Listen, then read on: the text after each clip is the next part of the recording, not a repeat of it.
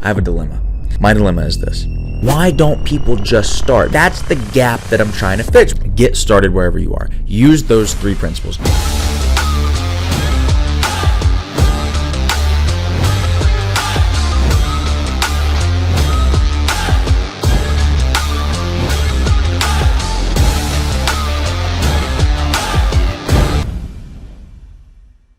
What's going on, everybody? Welcome back to another episode of Flex Friday.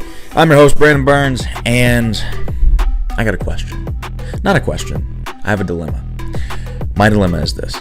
I make a lot of these videos, right? I make videos on a variety of different topics. I specialize in helping mostly entrepreneurial men, but a little bit of everybody too, achieve their potential in mind, body, and business, right? So I do a lot of content on mindset, mental performance. I do a lot of content, of course, on fitness, and I do a lot of content on business and entrepreneurship. The funny thing is, I never run out of things to talk about. I never run out of content. I never run out of topics for mind and business. But with the body pillar of this whole thing, right? Because I think those are the 3 things that you need to have a holistically successful life. I don't think that you can have one and not the others and call yourself successful. And so that's why I encourage guys to get well-rounded in their success. But for whatever reason, I've got a million things I can talk about with mindset. I've got a million different things that I can talk about with entrepreneurship and business. But with fitness and health, it's difficult. Because I keep coming back to the same question. It's not that hard. So why don't people take action? That's the dilemma that I have, right, when it comes to content. Because I sit here and I go, okay, all you really need to know is eat less, move more. The things that you should be eating should probably be things that God put on the earth, right? If it wasn't at one point alive or come from the ground or a tree, you probably shouldn't eat it. If it came from a lab, probably shouldn't eat it. Eat less, move more. What do you mean move more?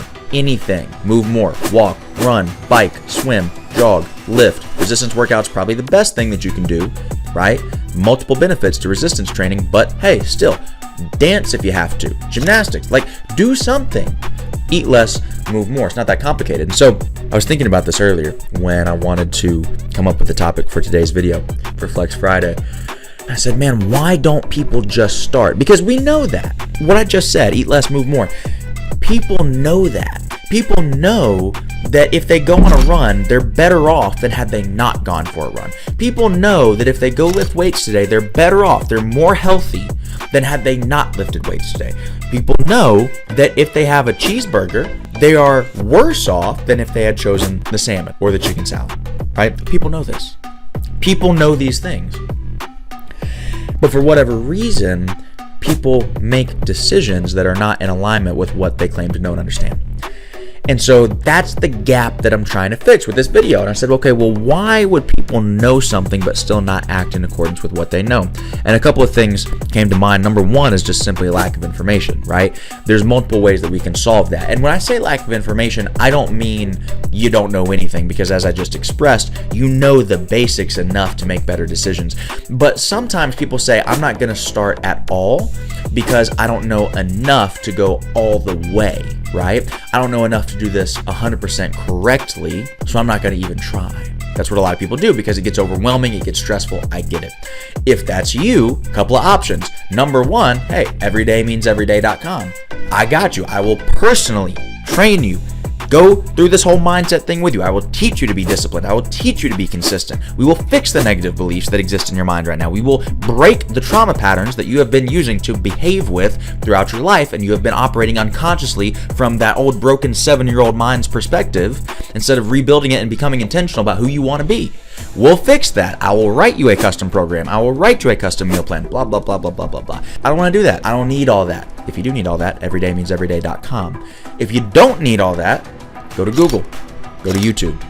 Go to YouTube right now, type in at-home beginner workout.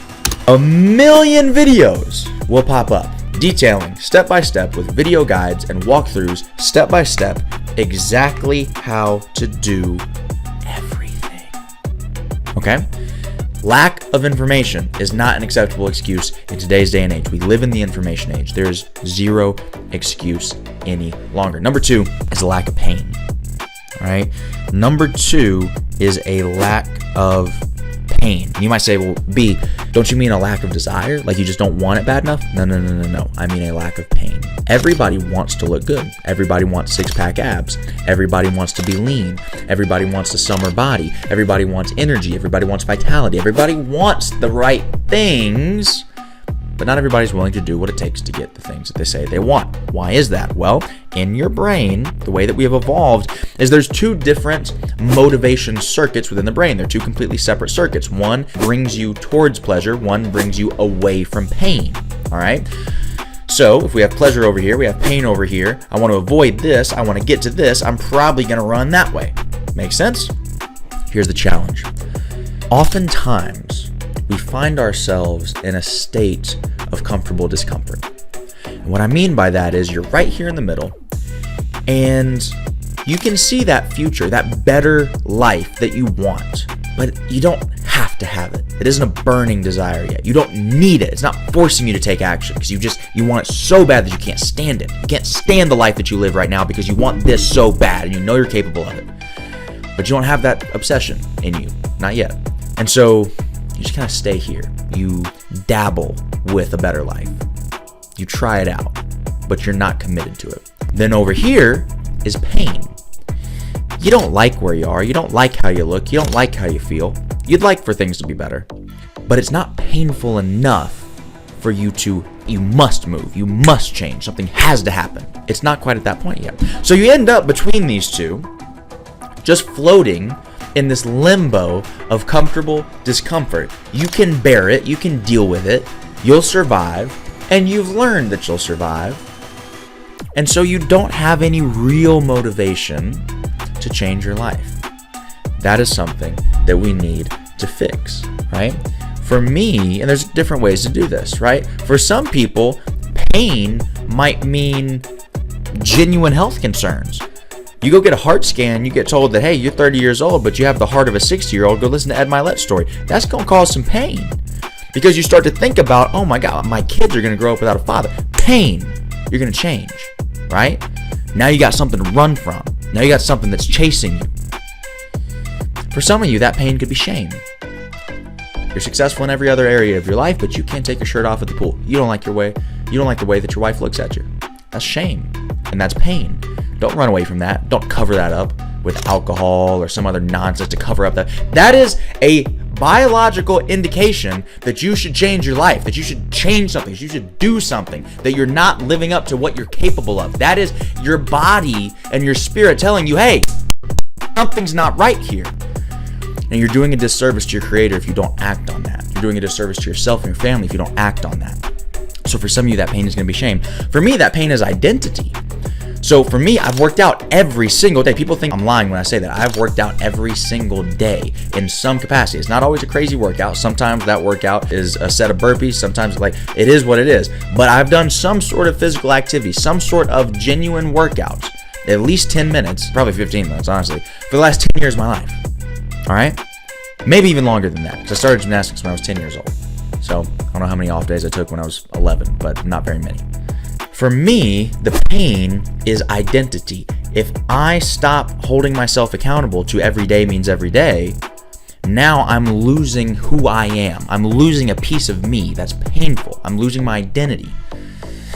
Right? So you've got to find something that is painful enough that it will force you to change. So you either have a lack of information, we know how to fix that. We have a lack of pain, we know how to fix that. We need to isolate what is it for me? How can I remind myself of that constantly? Do I need to put something on the background of my phone so I see it every single day? Do I need to tape something to my bathroom mirror, to my door? Like, what do you need to do to remind yourself of the pain that you will incur if you do not do what you're supposed to do, if you do not live up to your potential, to your capabilities? Number 3 is a lack of discipline, right? It's a lack of discipline. It's the I'll start tomorrow disease, the procrastination disease, right? Those of you who really, really know me, you know that I do have an addictive personality. I have a very addictive personality. And one thing that people in the addiction world, I've never had, I don't want to come off as somebody who's in the addiction space. I've never really struggled with it like that. But I know me, and I know that that is something I'm predisposed to, all right? And so because I know that's something I'm predisposed to, And because I've felt that tug, that pull on me before, I did some research into it because I want to know how to handle that. I want to know how to overcome that, right? And one of the things that they talk a lot about in the addiction space is don't commit for a year, don't commit for 10 years, don't commit for a day. Commit for the next 5 minutes. Commit for the next 5 minutes. Can I not eat some horrible, terrible junk food for the next 5 minutes? Can I do that? I'm not willing to sit here and say that I am not going to eat junk food for the next year. The whole New Year's resolution thing. I might not be strong enough to do that. That sounds very daunting. That sounds very scary. Even a whole day sometimes is tough. But for the next 5 minutes, can I make good decisions? Only. For the next 5 minutes, can I not give in to my craving? Can I eat healthy food only or no food at all for the next 5 minutes? Yes or no? Yes, I think that's something that I could do. Okay, brilliant. Do it again. Maybe fill that time with something else. Go for a walk. Go work out. Have a conversation with a friend. Work on your business. Do something productive, right? And now, before you know it, boom, an hour has passed. Well, guess what? Now you just gotta do another hour. Now you gotta do another hour. And then sometimes that hour turns into, I can only think 5 minutes at a time right now. I can only stick to this for 5 minutes right now. Maybe for some of you it's 30 seconds. And then do another 30 seconds, and another 30 seconds, and another 30 seconds. And the thing that kills me is people are always like, okay, well, I waited all day. I got a good 8 hours in. Or maybe for some of you, you do a cheat meal. So I went 6 days without eating horrible, terrible food that kills my body, causes all sorts of diseases, right? Well, I've gone 6 days, so I deserve a cheat meal. You don't deserve anything. Who told you that? How'd you get so entitled that you feel like you deserve something that's going to kill you? Why do you deserve it? What do you do to earn it? Do what you're supposed to do? Do the bare minimum? Be healthy? I'm not trying to be overly harsh on anybody. I'm just saying, like, listen to me. I'm a proponent of, if you want to eat something, like if you go to Cheddar's and you get that, what they call it, a Pizookie, like the giant chocolate cookie with the ice cream and the drink, do it. But understand the trade-off that you're making, right? Here's what I tell people. Be in control, right? If that's something that you want to do, go do it. But make the right decision the other 95% of the time so that you can afford to do that. And when you do it, don't do it because you have a compulsion or an obsession and you feel like you have to, or you have a craving that you need to fulfill. Do it because you just want to do it. Be in control of the food. Don't let the food be in control of you. You understand? There's a big difference there. If the food's in control of you, you are not your own. You're not even living your own life. You're making decisions under the influence of a chemical craving, right? If you're in control of the food, now all of a sudden you're just deciding whether or not this is something that you want to eat and enjoy in this particular moment, right? But be clear, you don't deserve it. It's not like you didn't go do anything spectacular to go earn some great reward. Like, you don't deserve it just because you ate like reasonably clean for the last 6 days. It's just like, own it. You're eating because you want to eat. Get started wherever you are. Get started wherever you are. Use those 3 principles. Get the information, get some pain because you might need some, and get the discipline. With those 3 things, you can start where you are, because the truth is, you don't know how many more opportunities you're going to get to do the right thing. You don't know how much longer you have. I don't care if you're 18 years old or if you are 88 years old. I'll do it tomorrow. I'll change my life tomorrow. I'll become who I was created to be tomorrow. I'll start chasing my potential tomorrow. One more week, one more day. What if you don't get it? What if you don't get it? Or what if you, in your mind, thought you were going to have 40 more years? God forbid you only have 5 more years. And for 5 years, you've been saying, I'll start later, when I'm ready, when I'm ready, when I'm ready. You could have had 10 years of healthy living. Now you're only going to have 5. If you start right now today. If you don't procrastinate anymore. It's not worth it. The price that you're going to pay to execute and to get in the shape that you know you're supposed to be in is so much lower than the consequences or the price that you're going to pay for not doing it. Listen, I hope that this provided you some value. If it did, I need you to share this. I'm super passionate about getting this message out to other people. So what I need you to do is share this video with somebody else who needs to hear it. All right? And I need you to like, comment, subscribe, all the YouTubey things, so that we can help grow this platform and get this message in front of more people whose lives will be changed when they hear it, when it resonates with them, and when they take action on it. I appreciate you for watching. I'm rooting for you, whether you started decades ago or whether you're starting right now. I'm not going to root for you if you start tomorrow. I will root for you if you start right now. I appreciate you. I love you. And I will see you on the next episode of Flex Friday.